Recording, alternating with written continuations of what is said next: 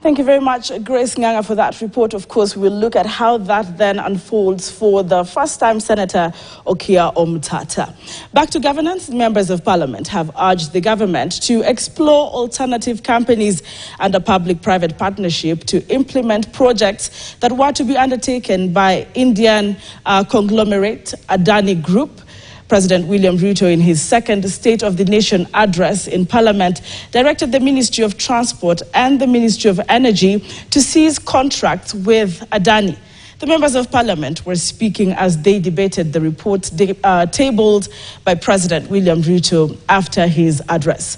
Jeff Kirui with the details.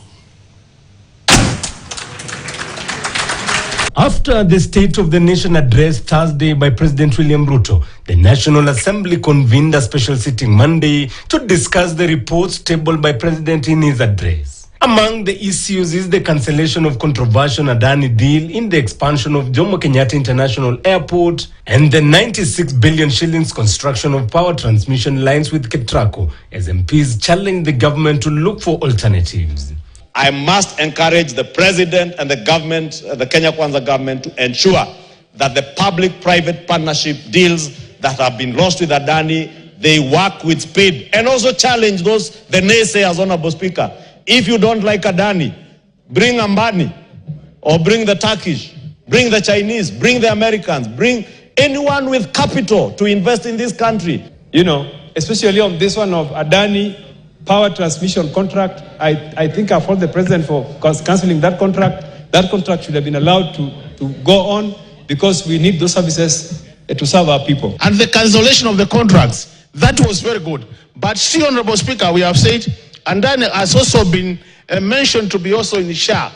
How I wish that the element in SHA could also be discontinued, Honorable Speaker. During the afternoon session, legislators defended the migration from the National Health Insurance Fund to the Social Health Insurance Fund amidst concerns from Kenyans over its implementation. Kenyans who are on a higher pay are the ones who are paying, so that although the Kenyans who are vulnerable and needy can be able to access health care unlike before. I also dare those who said that the NHIF debts have not been settled.